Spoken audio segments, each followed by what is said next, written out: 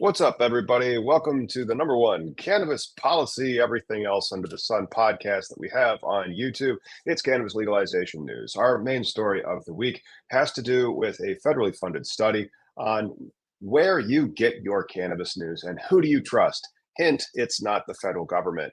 We also have a lot of other stories to cover. Butchered that one.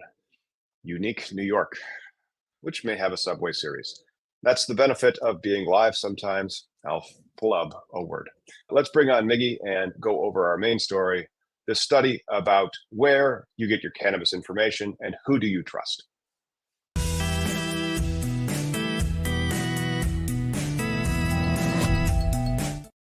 Hey, everybody. Happy Sunday. What's up, man? Happy Sunday. Do you know who people don't trust when it comes to cannabis information? Is it the government? Yeah, man. We trust the government, man. When it comes to weed, Medicare payments coming in the mail, then they trust the government. But weed information, they don't trust the government at all. I love the title of the story for Marijuana Moment.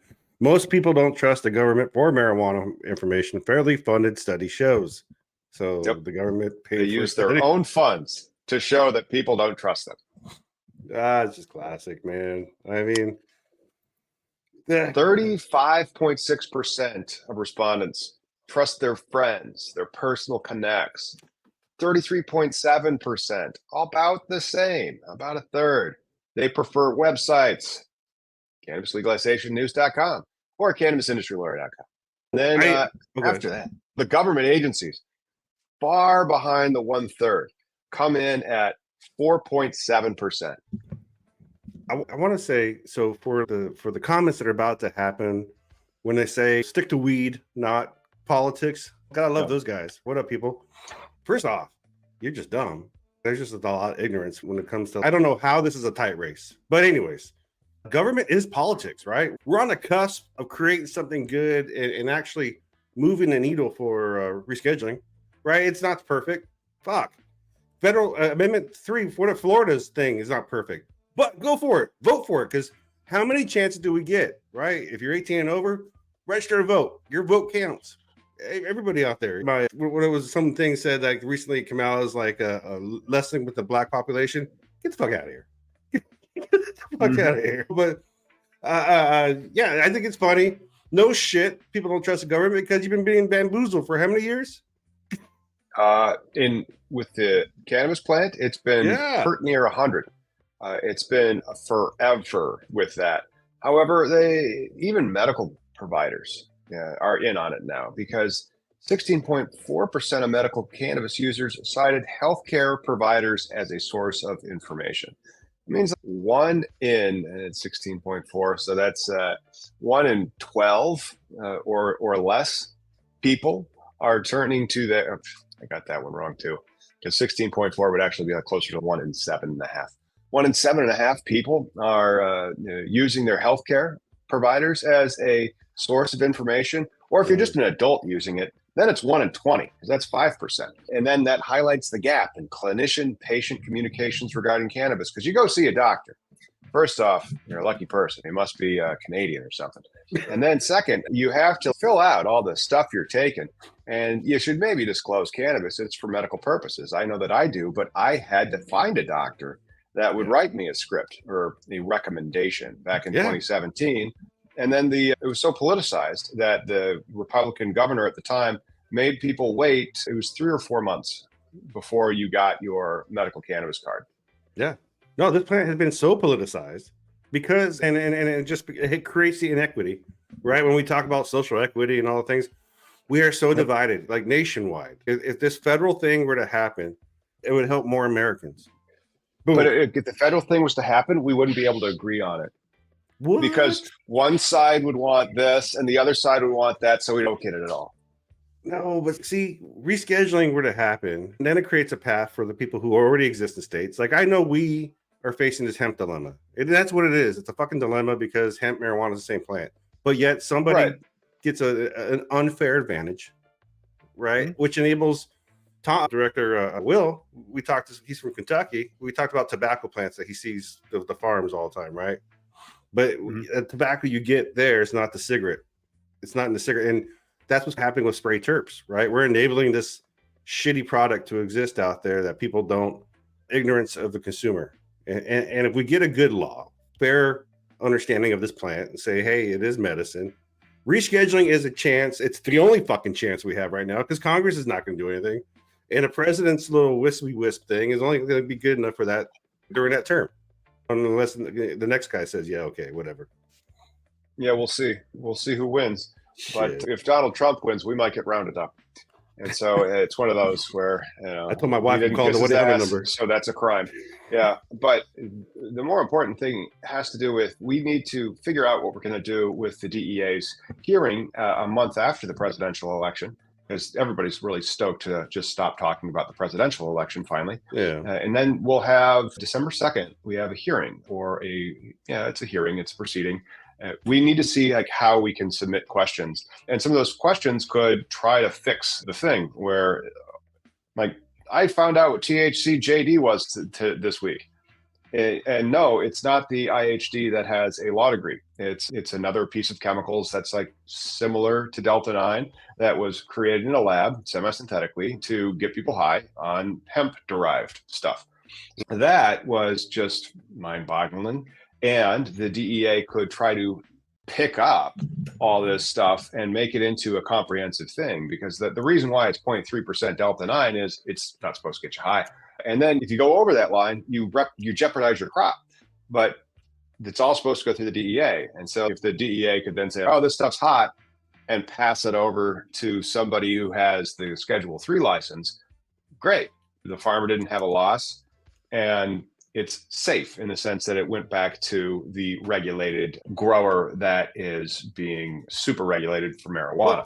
Now, marijuana could also be added to the Cannabinoid Safety and Regulation Act, and I'd be like, this is a fine bill. I like this bill. It treats everybody the same. Look, regulation is not a scary word. It's the companies that make you fear it, right? It's because they're like, I don't want regulation because I want to do more shit that you don't know about. Whereas regulation helps the average person, consumer, right? You're not worried about the results in a lab. You just think, oh, there's results in a lab, so it's got to be safe. But yet, if that market's not regulated, how do you know you're getting good testing? How do you know you're getting the THC percentages, pesticides, whatever the case is? I think, what was it, big weed, big hemp, whoever the investor market, whatever that person is, it's in their head that they don't get regulation. And regulation just means protections for the consumer. We have this other story coming up with the appeals that I think all merges together, right? Like this cannabis policy going from you don't trust the government to the studies to the feds stand firm on nationwide cannabis prohibition and appeals court, right? Coming from the Green Market Report. I thought at first it was a bad thing, but it's not, right, man? You're the lawyer. As a lawyer, I would not have brought this claim. I may have brought, if the regulators wouldn't work with me in my particular state, an absurd result principle claim to tamp down on intoxicating hemp flooding the market so that your limited license market doesn't have unintended competition from the street, which is saying that it's legal. And so this type of lawsuit challenge is mooted through the rescheduling process, because while there might not be a rational basis for Schedule 1 natural marijuana, there's really a rational basis for Schedule 3, and so much so that they went to great steps and lengths. And if anybody thinks that Harris or Biden hasn't done shit, it's a lie, because they've done all this.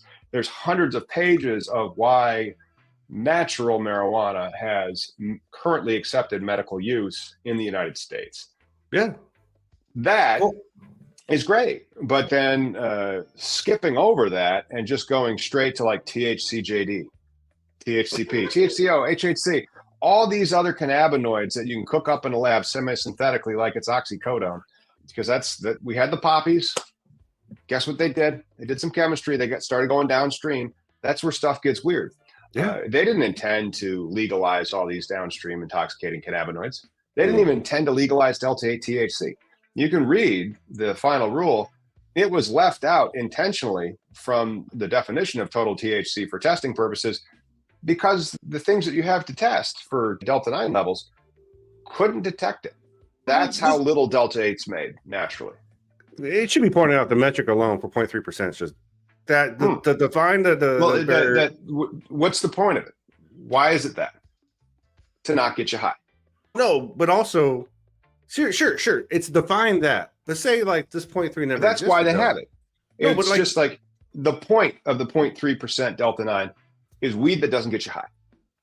But see, the market should dictate everything. Like we got like got to watch out for that market, bro. No, the market, like DuPont will kill you with their products. Have the science to know that they're killing you. Say that they're not doing it and keep on going because they believe in self-regulation. As an agriculture commodity, right? Like with corn, right? Most corn is grown not to be fed, right? Most of it's what they use for a product. Corn is grown to be corn. Corn's not grown to be corn syrup or bourbon. It is. Right? And so that's not according to the definitions. Corn is defined under the Agricultural Marketing Act of like, here's corn syrup is defined under the Food, Drug, Cosmetic Act, FDA. And so we have two different regulators. And so the problem with the hemp definition is that it pushes both of the regulators together. It says hemp is this, even the downstream extractions of it. And so that would be like if they defined corn in such a way that it was corn syrup and whiskey. And so like that's a bad definitional that they have from the 2018 Farm Bill. It's not clean. But it's what if the markets were to be not judged, if we were not to have this 0.3%, a farmer could grow it. And then if they get to the point where someone wants to just grow hemp is great for concrete, fuel. It does all the things that we Evidently love. Not. But the problem is the only reason they grow it is to get you high. And I just did a video about the history of it. And they all grew CBD hemp. Oh, it's that time. They went bankrupt. And then I'll show you when we get back from this little commercial break what they turned that CBD that they couldn't sell into. Okay.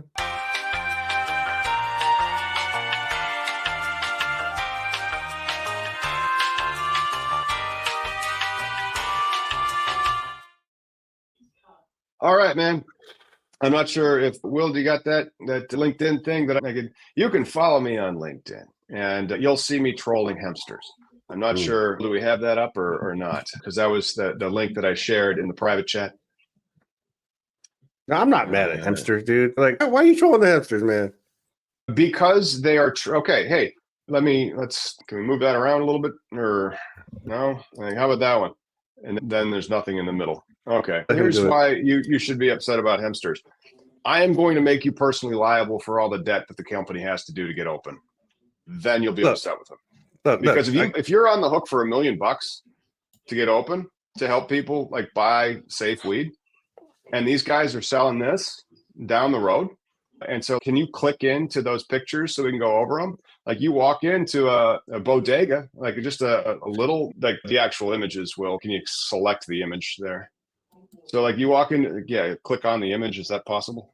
Here you go. Okay, toggle to the left, because when you walk in, they just ask if you want flower. What's that? That's THC JD 11-hydroxy THCP THCA diamonds. That is a 7 point. There it is. And so that is. We can go back. This to is the place. The pre-rolls and stuff. Your pictures. You walked into the shop. Is it like a vape shop? Were they selling vapes too? Can you buy tobacco? It is products just it's a vape shop. And so as walking, I was a mile. I was staying at my buddy's place. I was a mile from the Benzinga Capital Conference. I passed 0 licensed dispensaries. I passed at least 3 of these. So they have like that. That is 1,000 milligrams, 420 million milligrams a piece. I question it. But I question it. We are not allowed to sell that.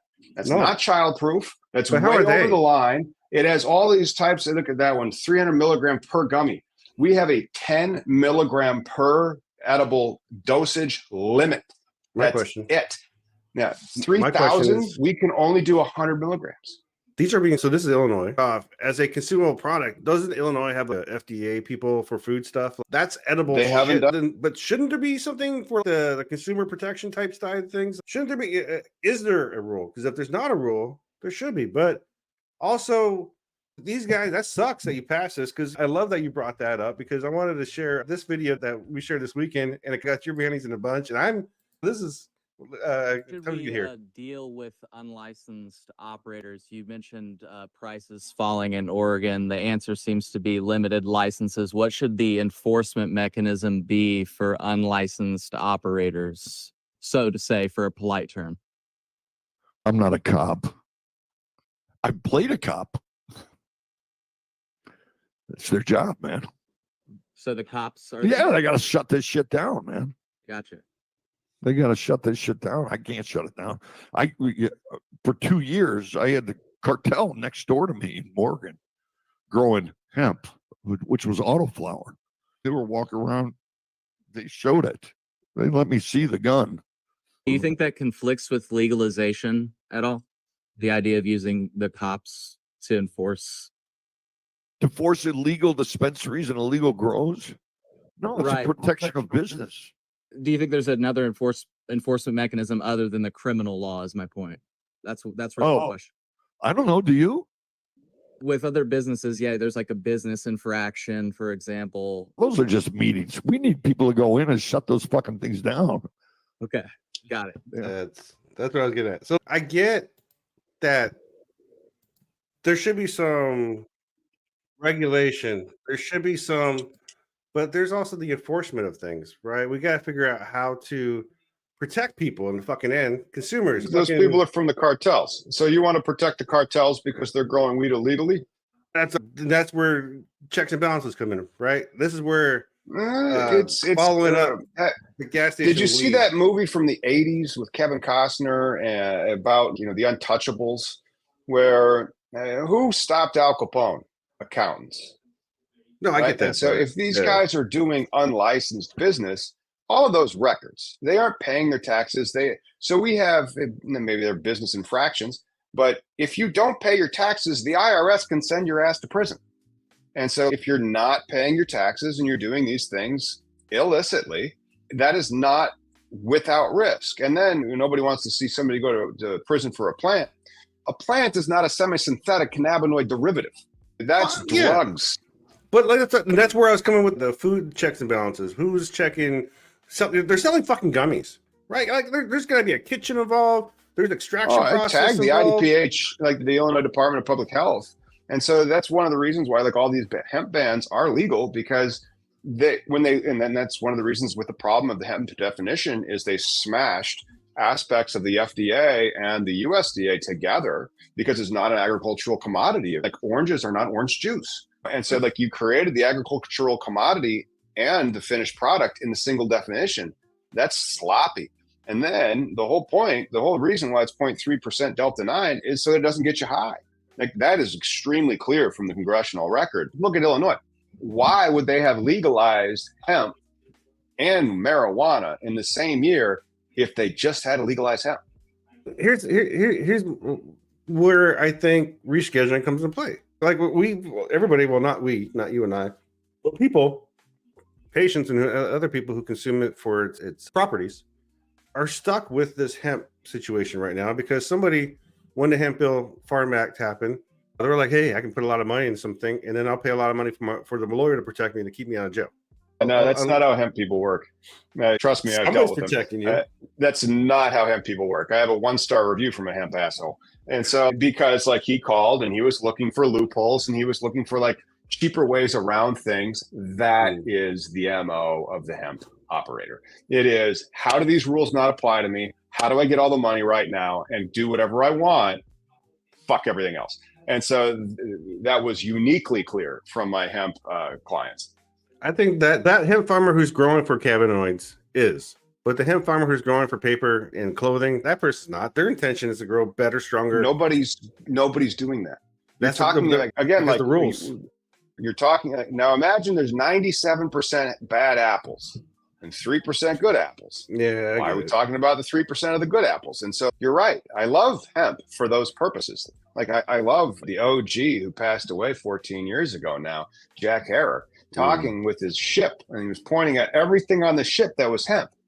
None of that shit was an intoxicating hemp derivative. None of that shit was THCA flower. It was never about smoking the flower when he was talking about his ship. He was talking about the canvas for the sails. He was talking about the ropes for the ship. He was talking about the varnish on the paint. He was talking about the waterproofing of the materials. He was talking about hemp. Yeah. So when hemp became super digital weed or super chemical weed, and they just started selling it, and then they had this like little thing that says, oh, what we're doing is Farm Bill legal.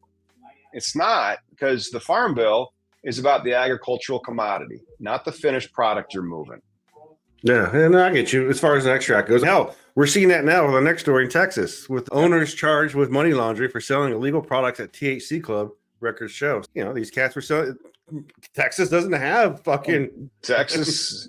But there's rumblings out of Texas. Texas doesn't like really have a legislature. They have a legislature every other year. They pay them like 1/10 of what we pay our legislatures here in Illinois.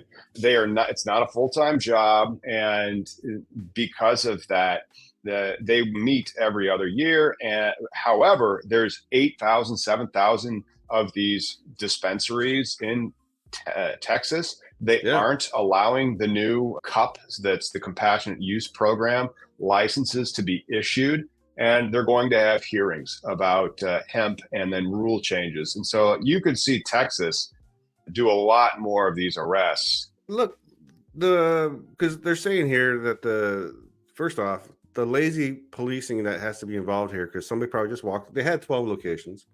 So this is the problem too with enforcing brick and mortar people, because they're not like investigating an underground circuit. There's a brick and mortar. They walk in, they make a purchase, they go back. The flower that you bought, that you as a store bought at, you're thinking that you have a COA at 0.3, cannabis still decarbs while it's in flower state. So it's building potency for a minute. And so now when the law enforcement tests it, it's going to test hot theoretically. But my point being is Texas shitty law, all these shitty laws you'll get protections once rescheduling happens. This is the only Texas is a trigger state. Texas is a trigger law state. And so it's Schedule 3, all those bullshit hemp, because the Texas CUP program is for all intents and purposes an original intent hemp program, meaning that it can't get you high, just CBD plants. That is effectively the legal marijuana system, not like the 7,000 hemp shops in Texas that Texas has. And so now, if it's a trigger law state, I hope that there is a path to what is a dispensary, what is a grower, what is a processor, what are the things these things must do to register with the DEA, because then maybe they have this huge licensing round in Texas after it's been triggered, and now it's Schedule 3, and then there's these 7,000 businesses out there. I'm not trying to fuck them over. I am trying to say, I'm not taking a loss on your ass because you're cheating. And so then now they have this framework in place, and their laws have triggered to become in alignment with the federal law. Those 7,000, the ones that want to invest in the security and the regulation and the safety and all the other shit that's on the list of what it constitutes to be a dispensary of a Schedule 3 cannabinoid, they can get in line, get compliant, get a license, and register with the feds. Well, at that point, there'll be a path, right? Like I said, right now, there should be. Yeah. You can't ask how or why. There is no how or why. But if that were, like you said, a trigger law were to happen, you can ask a how or why, because now your government has to do it, right? At least in Texas, because it's kind of lazy man's law, right? We're doing what the federal government did. That's correct. Unfortunately, not Iowa. And I'm not sure about Minnesota. Minnesota's got its own little thing going on. They codified the hemp loophole, but they licensed you. And so that is the state flag of Minnesota. It says slow going for cannabis licensing in Minnesota. This is out of Min Post. I didn't think this was slow going from our work in Minnesota, where you looked at it and you knew the rules weren't going to be released until next year. The application window, I thought, was rushed, probably because of political reasons, and you could drive a dump truck through their social equity program. It says potential social equity licenses are waiting for a lottery that'll come later than expected, which means that they hope to hold a lottery before the end of 2024. Again, the rules do not become effective until 2025. So they should have the social equity licenses ready to be awarded by the end of the year or early next. Very often you see states bifurcate, and they will put production into the system before they put dispensing, but my state didn't do that back in 2020. They actually did the opposite, which of course makes you wonder who was writing the law. It was the MSOs that are publicly traded. They wanted more shelf space before they had more farm competition. Good times. That's not slow going. You want slow going? I'll give you slow going. You win the license, and then you wait a year before they give you the license, and then you still don't know what the fuck you're doing. Yeah. Or true. Yeah, it's cool that you're involved. It's happening still. We get like a Nebraska. If you want to go on to that, let's do that. Nebraska claim fraud and malfeasance on medical cannabis petitions. What? Did prevent the policy from happening? What's that? If the officials are claiming malfeasance, Nebraska officials are questioning the validity of more than half of the already validated signatures of the state. My point being is like with what South Dakota, where Nora Christie sued to put things off the ballot. This government's not being governmental. I'd be pissed, dude, if I was a Nebraskan. That's where people really get down and vote. That's the messed up thing, because all those hemp shops are in Nebraska too. And so they're frustrating natural weed, natural medical weed, like with all the purity standards and the complete seed to sale inventory control, the testing requirements. You can go anywhere in Nebraska and just happen into a smoke shop and buy all that crap that I saw in Chicago. Yeah. And so like there's allegations of fraud with all these signatures that weren't there. It just goes to show the Republicans have no fucking clue what they're talking about in the state legislatures, and they never go to these smoke shops unless it's just to buy cigars. And then it's one of those types of things where you look at it and you go, they hate natural weed this much, they're going to try to invalidate signatures to get it on the ballot, and yet they will do nothing to stop the fake weed that is just rampant in their state.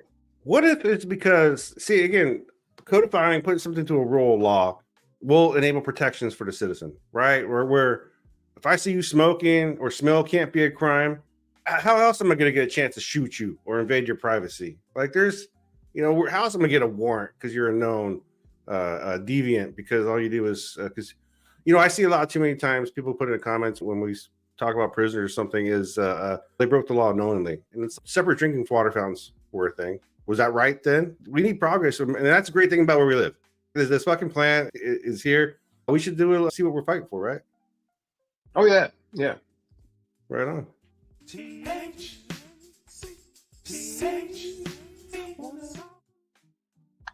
That one looks good. That one looks like it's pre-dried, cut wet. Oh, hasn't even hung up yet. But yeah, it's a fresh one. Pre being dried. It looks like it was just freshly harvested or about to be harvested. It looks like it's a live plant. Oh, I get you. Still with water inside of it? Yeah, before the drying and the curing. Yeah, I get you. It might be a little still. Okay, this one's out of Oklahoma. Bred by Raw Genetics. Combination of Baccio mints with Seed Junkies Georgia Pie. Interesting. I'm not sure where the parents' names smash up from there. A lot of the reasons why you name cannabis, and I'm always a fan of saying that cannabis strain can't have a name until it starts selling. And so I would name this like 3 different things and see whatever one sold the best and change it to that name. That's the business aspect of things, right? Where if you have, first off, we talked about how long it would take to grow and what kind of money it takes to float something like that. But this is named after something very space. So yeah, you could name it like, but naming weed is not like you're naming a new bacteria or a new fucking, you're just, nope, not Gorilla Cookie. Good call. No, let's see. Think space. There's a good trichome layer. Yeah, space is a good one. And then fiery orange pistils. Delightful fusion of scents. Okay, great. Mint and then fruity sweetness. And then after that, earthy. And so probably myrcene. Not Milky Way, not Skywalker. You guys are getting close though. Fuck yeah. Chicken and waffles sounds delicious, my friend. Price and chicken and waffles. I bet you see that would be, if you did chicken and waffles, that strain name may sell okay in the South, or just in general. No, people love chicken and waffles everywhere. Fuck, you have to go to, right? What's in LA? Fucking there's a famous chicken and waffle. Chicken and waffles here in Peoria too. Not that one. Nope. Let's just truncate it as we get on to the next story. There we go. This is by Raw Genetics, combining Baccio Minch and Seed Junkies Georgia Pie. It is Galaxy Glaze. That's what we're looking at.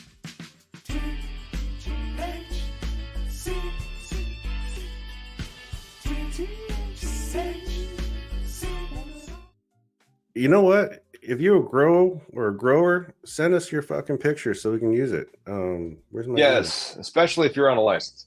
If you're on a license, we can 100%. Then say the name of your license. We can't tell you where to get it. So there, we were able to say it's here, it's this grower, it's this. Yeah. That we can say, and we will get away with it because we have studied the rules of YouTube many times because they've tried to lead us many times. So compliance is a thing. Yeah. We got Pennsylvania news. Pennsylvania lawmakers send governor bill giving medical marijuana dispensaries tax relief to fix an earlier omission.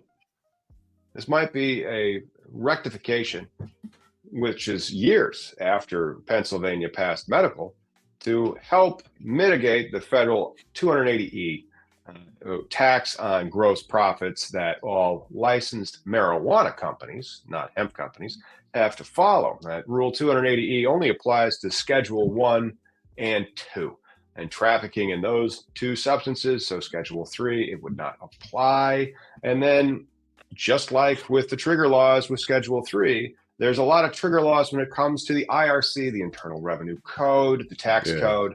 And so as a result of that, many states mirror the federal tax code, which has 280E, saying that if you are selling weed, not calling it hemp, you have to pay your taxes on your gross profits. So let's say it cost you $50 to get your weed, and then you broke it up and you sold it for 125. Well, you deduct the 50, and the rest you got to pay Uncle Sam. You don't care or play, he'll kick down your door and audit you. How does it even work? Like, so again, business. If you own a restaurant, you're gonna have to pay state, government, local taxes, and then federal, right? Your entity, your business entity, doesn't it pay federal taxes, or somehow you can write things off, or because you're not allowed to, you can't write anything off for cannabis. The only thing you're allowed, this is how it works. And I'm a service business, and so my inventory cost is quite minimal. Now, we would be a consumer packaged goods business if and when we open.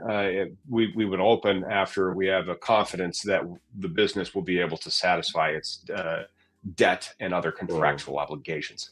And so it's one of those where you need to bake into the whole equation, because it's not Schedule 3 yet. Otherwise, we wouldn't have to. The tax liability that your company will have when it buys weed for $50 and sells it for $100, that's $50. That's it. But you have to pay tax on that $50. How does people like get Glass House, right? This is they're only flour that I know of, like a flour only. Cookies, they're a fucking clothing brand, so I'm pretty sure that's how they juggle their monies. But like, how does an existing only grow answer to the government? How do they say, hey, this is how much shit we sold? Because there's plenty of backdoor issues that people have talked about. They're not supposed to have backdoor issues. That literally is a reason to lose your license. That is called diversion. But it's still, the whole business in general is not recognized. There is so much fraud in the cannabis industry, so much fraud in the especially in Michigan and probably in Oklahoma and probably in California and Oregon and New Mexico. The more open the market, the more open the notorious the fraud, because they will know where the cameras are, and they will know what can and cannot be seen on cameras, and they will be able to have outdoor grows where then they say that all my plants were 3 pounds. And so it doesn't matter what your plants were. You'd say, oh, they're all 5 pounds. And so you just mix in more biomass from the outdoor harvest. Because that's what all this, like, you're getting the diversion thing is the thing about, because how much diversion happens at an alcohol place, right? Like from Budweiser, none. Or even, so there's like things about the market and business that people don't understand generally. And I think like with the rescheduling, would help that fucking infrastructure that we're looking for. And also it would help prove that the taxes really help, because like for alcohol, you pay the tax. And so like beer, wine, spirits. And so your tax is on a proof gallon. And so if we had a psychoactive gallon, or if we had a metric of tax for getting you high, I don't care what IHD it is. And THCJD, it's the THC that went to law school. Cool, whatever. Now, if they had like a proof gallon corollary to cannabis, where it's this type of intoxicating effect, and they could tax whatever you're selling based on that, awesome. Like now you just move it over to the ATF, because now it's about paying your taxes. And if you don't pay your cigarette taxes, that is a crime, by the way. You can face penalties. And it's like the condition of what is the commodity. Cannabis can be a sole American commodity that is, in fact, sought out, right? This is what we've been always saying, even with the recent study here that we have coming in about cannabis compounds show promising potential as anti-cancer agents. Like, no shit. Like none of this is real. Gotta be real careful with those. But then that's where like the FDA is more likely to send you one of those polite but firm letters saying, don't say that. And no, I get it. You just have specific compounds, specific benefits. That's where you become a real drug, like a drug that you, and so like with the CBD wellness and all that crap, they were saying all these things, but it was very often specific disease, specific result. Now you're into drug land where you need FDA approval to be able to say those things. But I think people get confused though with because this plant, that is a health thing, a wellness issue, which I think rescheduling would help reinforce too. And part of the problem with like a lot of states legalization is the medical programs always take a shit. The medical programs, the patients take a dive, the quality of cannabis. I can tell you, if there is a bottom line for good weed, that people who have conditions can exist properly. But now when you incorporate fucking capitalism, which with an unfair background, the plant already had an unfair as far as people's understanding. It's like with politics. And again, back to fucking politics, folks, and government, because it's political weed. If I can control people who consume this plant, I can control masses. I control you. And again, the average citizen, dude, that's why with the media shit that we've been doing and the outreach, for the most part, we just reach out to Americans. We're trying to change an American fucking condition, which is like you and I, and the average person, people who go to work every day.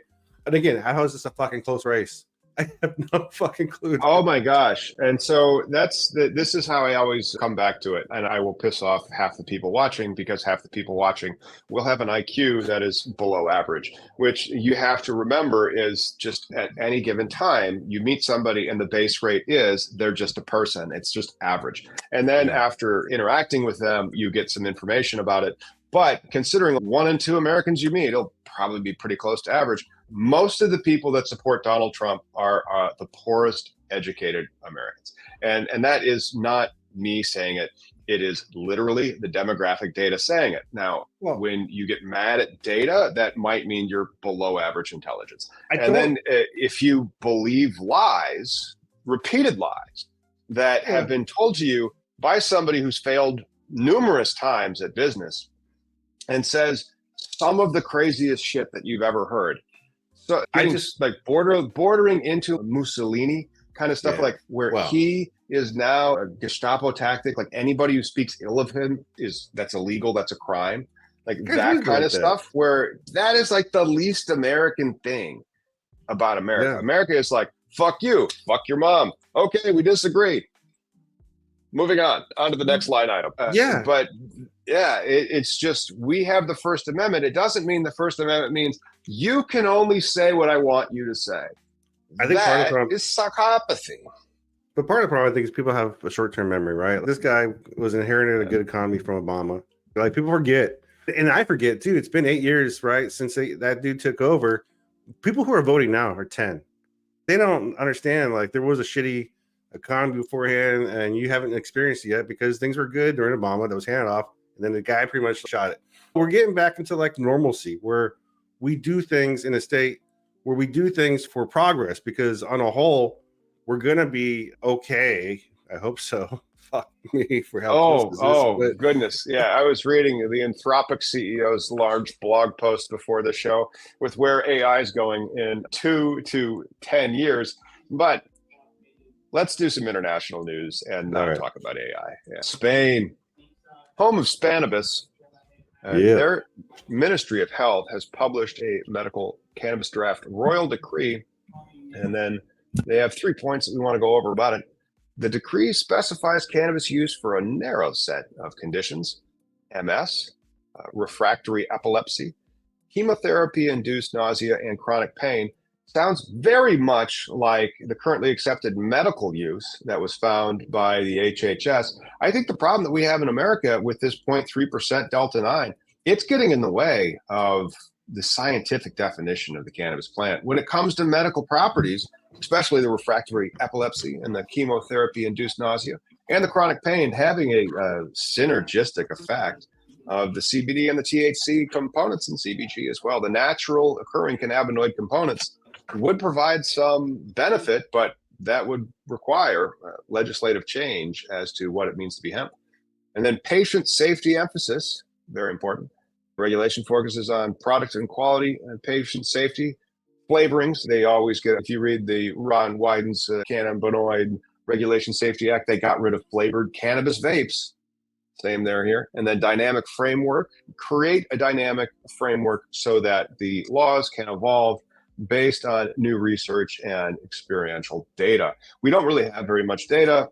We don't, let's be honest. And so if we can get that data back and have flexibility in regulations before they become well-settled law, you can stay abreast of what it means to be cannabis. So that is Spain's medical cannabis draft. It's a shame that most people, companies, fucking states, government entities start with this limited thing with like conditions, because this plant is you have an endocannabinoid system, right? Like the reason why you come and join me and Tom out here is because we believe in certain things like that are just no shit, right? Like this plant is good for your body, but also good for Friday night. It's good. You're a fucking adult. Like if you're watching this, you're watching us and listening, you can vote, and I hope you do. And also you're making decisions that are best for you and your family and people around you, right? Hopefully you're not some total douche. Like that's great though that this Spain's fucking trying to give it a little, again, the medical side of things. So what the hell is THC JD? What were you just like? I don't know. What was that? THC JD, besides having a law degree, is like a semi-synthetic mnemonic of Delta-9. And so whatever THC JD does, I don't know. I've never tried it. However, I heard it's like Delta-9 THC. But is it the new hotness where it is a, like you said, it's like Delta-9, so it's going to be like the new packaging. Is that the new spray terp? No, the spray terps would be different, and they probably use THCA diamonds. And so they just go straight back to, they add the acid back into it, and they just go to the stuff that you can sprinkle on because it's easier application. But that again, it goes to show this was not what they meant by hemp. Like this is show me on Jack Harrer's boat where the spray terps are. Show me on Jack Harrer's boat where THC JD or P or O is. Well, natural cannabis, right? Natural marijuana. This is something that people are neglecting themselves if they don't get a proper. And back to, did you see on the Strange Show we had the guy Matt on that apparently he exposes there's been an issue, and I feel weird talking about like other cannabis like content creators. Like it's just weird that it's meta for me. Never intended to. Anyways, sure. Fucking through the talks where this guy Eric Kahn, who has 1 million influencers, he gave away a pound of bad weed. Like they're legit. Someone got sick off this. Right, here we go.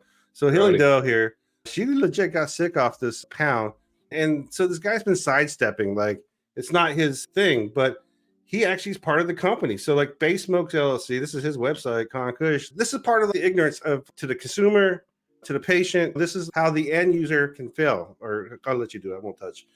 Oh, sorry, no, that guy, go fuck off. So like a dog lover, two shoes about marijuana versus industrial hemp. That was never the point. Industrial hemp, like, why aren't you guys building material Why aren't you guys making seeds? Where's my shirts? That was hemp. It was for products made from the cannabis plant, not getting you high. It's enabling bad products too for ignorance, right. Where because I don't think spray terps are ever been, well, they would be a thing because we've had them here before in Washington State where people are experimenting with cannabinoid spray terps, right? Different thing than taking like lavender and spraying it. Whereas these guys are taking it.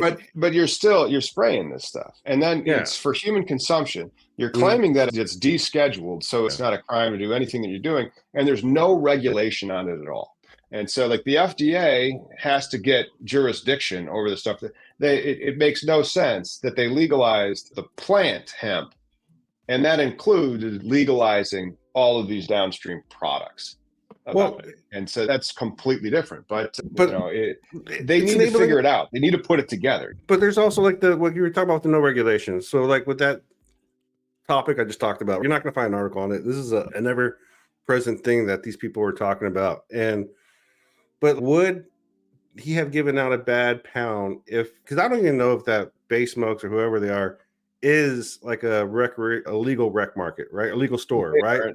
Like the Bay Smokes guy, I think is a hemp guy. I think I've seen him before on LinkedIn. Yeah. And again, so you're giving out, like you're going into a partnership with someone who is not going to take that. Like there's steps. There's people who've been doing this, like in the rec markets, able to mass produce and give out good products without getting people sick. Recently in Maine, there's been that recall regulation right there. They caught a bad player. So Schedule 3 is for the consumer in the end, right? It's not going to be, it's for the patients to keep this thing as medicine and say, yes, it is. Because in recreational market states, the medical gets put to the side. Everybody's chasing the higher tax dollar. Nobody wants to care about it. There's no safety net for you. That's true. But then usually what they do is they clone the medical rules. And so they say the adults have the same to the medical. But then like in Illinois, so we could talk about like the discrepancy in Illinois. And so that we have a story out of Cannabis Business Times that have the 2024 sales per store. And then it looks like Illinois is quite a good market to be opening up shop into. If you look at just the straight average, the number of dispensaries divided by the total sales, it appears. And so do we have that one up, the Cannabis Business Times? Let's see, I have Is there not a lower third in that one? Yeah. 21 states with the highest, lowest cannabis sales per dispensary? I got that one. The 21 states with the highest, lowest cannabis sales per dispensary. Here, I got oh, there you go. He's got the lower third. Hey. Rhode Island is killing it. 16.8 million per dispensary in Rhode Island. Maryland's at about 12 million. There's 96 stores. And depending on how much they've done, that's how much they've done. Pennsylvania's at 9.2 million. There's actually 184 dispensaries in Pennsylvania. Illinois has slightly fewer than those. They have 231. And so the average Illinois dispensary did 8.7 million. But the average social equity dispensary did far less than that. The average social equity dispensary did 2 million. And so like the established medical dispensaries have such a head start and leg up that they'll do probably like 12 million. And then the social equity dispensaries, like the one we have to start, struggles to do 2. And then in Nevada, it's 8.5 million. And then Arizona, it's 8 million. Ohio, 7.7 million. But that's just getting started with their adult use. Yeah. And I also want to point out too, here, I'm going to share my screen. The top dog on the list, which kind of fucking 7 stores, Rhode Island, right? Like how is there something wrong with the numbers, or is that actually legit? And if that's the case, what is Rhode Island doing different? Do they have better policy? I don't know. No, they just have fewer shops. But how do they make more money? It's just a tighter market. More because there's only that place to go. Rhode Island's densely populated. I want to say it's about Connecticut's 3 million people. Connecticut's only doing 5.7 million. They have 51 stores. So it's interesting, but it's misleading. So like you dig into the data from how the social equity applicants or the social equity dispensaries are doing, because you can't sell both. You can't sell medical and adult use in every particular dispensary. And then you're just newer to the game. They are doing about a quarter of that. So they aren't doing 8.7. They're doing 2, maybe 3. California, dude, fucking near the bottom. Wow. There's a lot of them. Yeah. It's not what you expect, but that's the bad thing about this policy and the rules being so individualized. Like that, do your state's right bullshit. Like it's fucking let's reschedule. We need this. That's all I had to say. Yeah, go ahead, man. We need to reschedule. We need to review. Tune in next week. Miggy and I will go over prepping for the hearing for the DEA's hearing on December 2nd, because like we have 6-7 weeks, and so next week we'll have 6 or 5 weeks. It's December 2nd, and we're only at October 13th, because the election, it really doesn't seem like important at all to cannabis legalization. Like both parties, like Donald Trump's, I want it medical, I want it safe.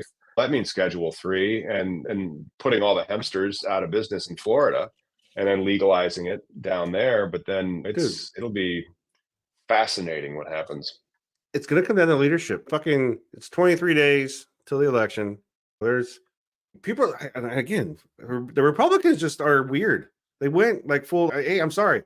I probably went to high school with some of you, probably friends with you, but you probably watch and listen to us because we're trying to give you honest opinions on different things, but weird because your leadership is weird. So that's just, sorry, man, that you picked your boss for the 3 times in a row. That's who you want to be, but real progress is happening. Republicans are just the most liable to Gestapo's tactics.